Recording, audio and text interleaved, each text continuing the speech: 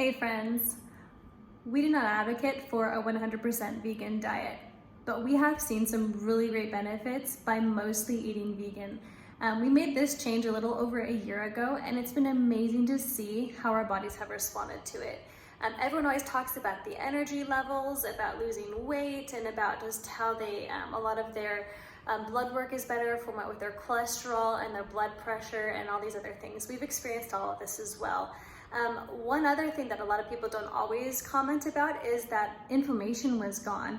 I used to have kind of like pain in my knuckles from eating dairy and meat products, and that's all gone, and like the stiffness is all gone, and I thought, oh, maybe it's just kind of like arthritis coming on. I am getting a little bit older here, but I wasn't quite sure, but that left. Swelling in my face left, swelling in my abdomen left. It was really amazing. And to be clear, like I am lactose intolerant, but it was just amazing to see that that went as far as past my gut into other aspects of my body as well.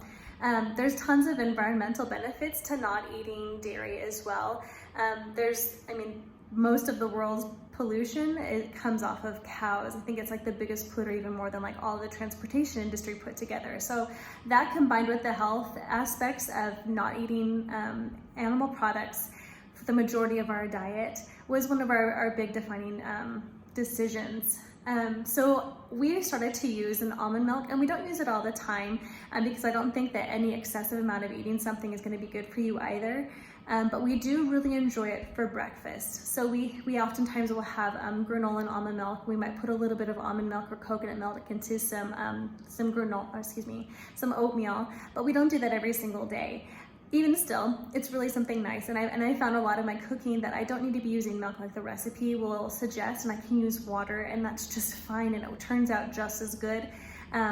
I highly recommend you look into this. This process is really quite quick. There's not a lot of hands-on time, and there's no really skill needed to be able to do this. I think it tastes pretty great. My kids even make it. They really enjoy it. Give it a shot, see how you like it. All right, for our almond milk, we're gonna add half a cup of almonds, and I just stick them into a jar like this. And then just add enough water to cover them up. And then I'm gonna let it sit here on the counter and for about 12 hours is the recommended amount. And then we'll take it to the next step. This almond milk has been sitting there for about 24 hours. And as you can see, it's kind of got this, this haziness to it, and it's got some growtiness there. So we're just gonna pour that off, and we're gonna rinse these nuts. As you can see, the almonds have become really swollen, and they've released a lot of their toxins, so now they're ready to be ground up. We've added about 2 cups of water to this half cup of almonds, and we're going to blend it next. Next, we're going to take this blended up almond pulp and water, and we're gonna put it through a fine mesh sieve like this. A lot of people call these nut bags.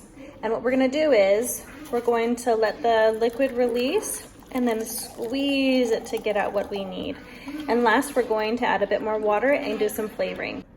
All right, we got about 2 cups out of the pulp that we squeezed with the water in it, and we're gonna add about 2 more cups because this is really concentrated, and then we'll add some flavoring. As for this almond pulp, we just kind of stick it in a container like this, and we'll stick it into our muffins or into our pancakes or waffles, and it just adds a little bit more texture and flavor and nutrition.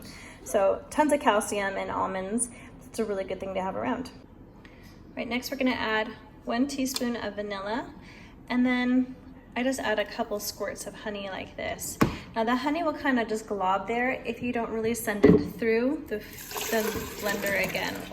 So I just send everything through here, and I'm gonna whiz it together, and then it'll be ready. And lastly, I keep everything in a little quart jar like this. And we like to put it on our granola and in our oatmeal. We don't really use it for a lot of other things. I don't think of it as a milk replacement in any way. It's just something that's really good and nutritious and helps us with our breakfast. One important thing you'll need to do is make sure that you write down the date that you actually made this. It only lasts about a week. And then it starts to kind of go off and ferment a bit. All right, I hope that helps. I hope you enjoy it, and I hope it becomes something a part of your daily routine. Almond milk is so much better for our environment and our bodies than cow milk. Look into that. I think you'll be surprised when you see a lot of the statistics and a lot of the new research that's been done in the last 20 years. All right, enjoy.